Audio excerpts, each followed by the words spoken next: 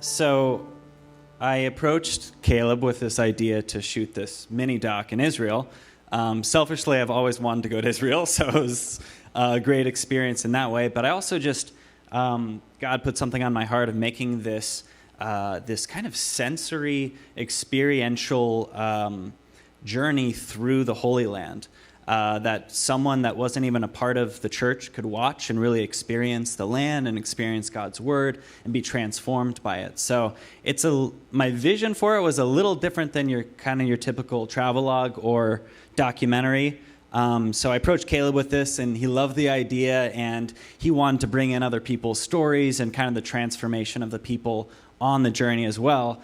So anyways, I had this big grandiose vision for how this thing was going to look, and these big, beautiful, sweeping drone shots and moving, big, wide shots. And then we got there, and I realized that we were going to like a million different places in 10 days. And just like he was saying, it was like I would set up a shot, and then it was like, all right, we're moving on to the next place. So I was just kind of hurriedly trying to grab whatever we could in these different places.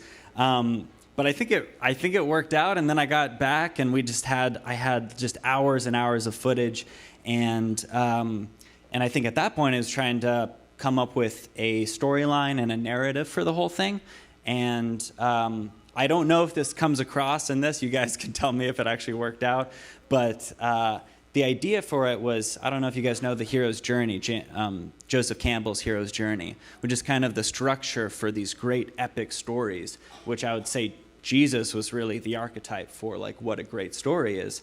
And I started to see it in this. I started to see it in this whole experience that everyone went through.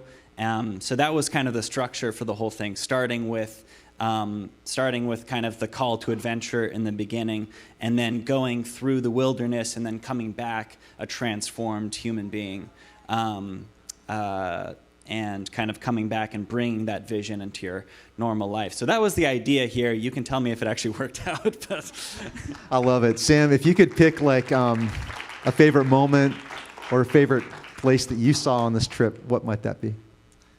There were so many great places. I had, I think the Sea of Galilee was incredibly beautiful for me. I woke up at 5 o'clock in the morning one morning to film some drone footage right when the sun was coming up in the Sea of Galilee. It was just like, I was just blown away with a sense of awe of God's creation. It was awesome.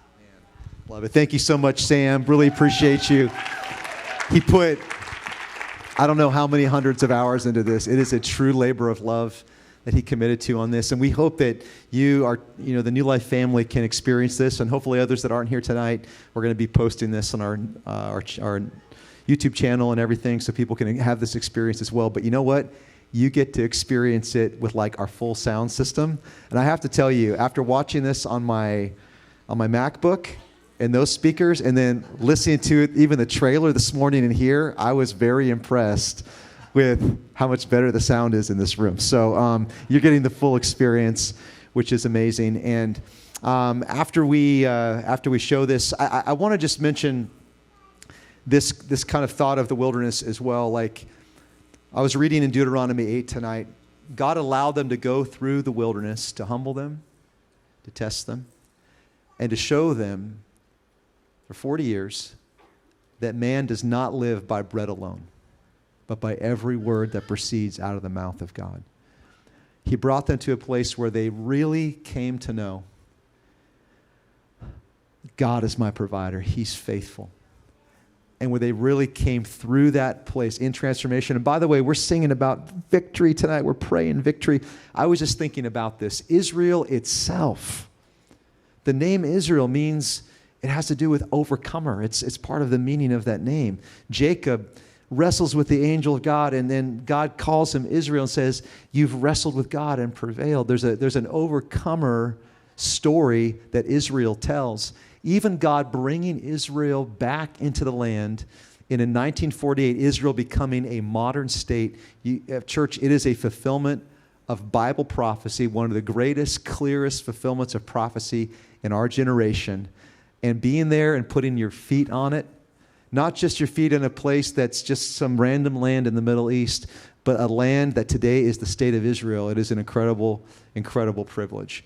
And we love Israel so much. You know what? We also really love the neighborhood. You know what I'm talking about?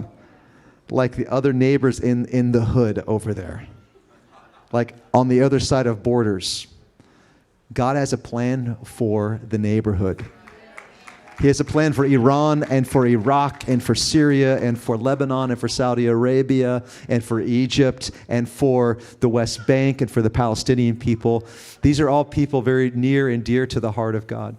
So when you hear us talking about Israel, we are so very pro-Israel because we're so very pro-Bible.